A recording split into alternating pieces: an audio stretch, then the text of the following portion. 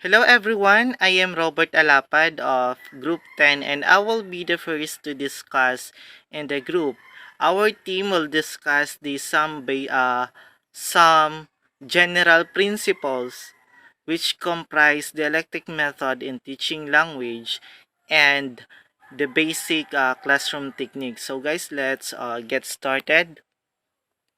Before I go on to my main topic, I'll give you first the definition of electic method. So what is electic method? It is a mixed method of language education, which means the combination of various approaches and methodologies to teach language depending on the aims of the lesson and the ability of the learners. So let's move on to my main topic, which is some general principles which comprise the elective method in teaching language. So first, language learning must be meaningful and real. It means that language learning is a systematic and active process throughout life. Since birth, we are learning a specific language to communicate our thoughts, feelings, experiences, as well as to establish relationships within our family and also to the society. So next, translation is a specialized language skill it and is an appropriate for the beginning language learner and for most teachers to rely on as a method of learning, which means translation is a process of translating a language to another language but must have same meaning and must be accurate as it should be. This is somehow a difficult activity and it is possible that a learner or a beginner will face some challenges in translating it because it requires depth knowledge about the language that will be translated as well as to the target language. Moreover, translating requires you to know the background of the language, the culture and tradition of the language users, enable for you to accurately understand the meaning of the text to be translated.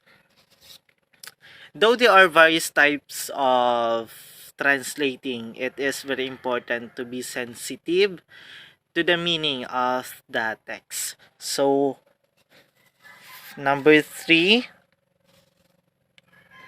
language learning should be done in the target language. So, meaning the target language is the language that learners are studying and the teacher wants the learners or the students to learn. As I believe that language learning is a systematic matter and complex, a language learning process should be done at the first language like mother tongue or Tagalog before focusing to the target language. This is the reason why there are many students struggling at English language because they are not so fluent at their first language. However, reading, practicing, and understanding the target language will really lead the students to process language learning. So for our number 4 principle, mimicry, memorization, and pattern practice do not teach language. They may be appropriate techniques for a variety of classroom needs, but are in general disfavored because of their mechanical nature, their overuse by teachers, and their tendency to be stale and boring.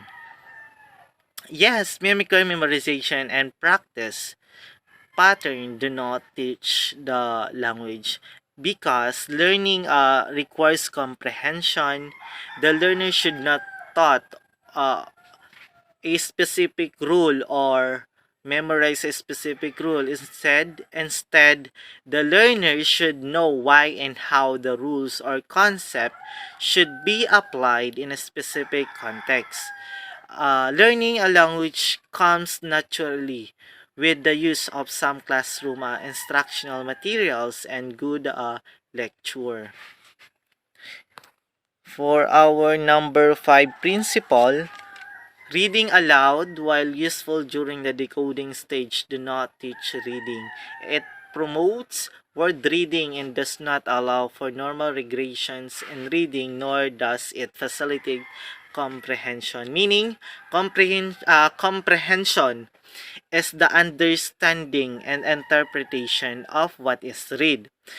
Reading aloud will only teach word reading and memorization without comprehension. Thus,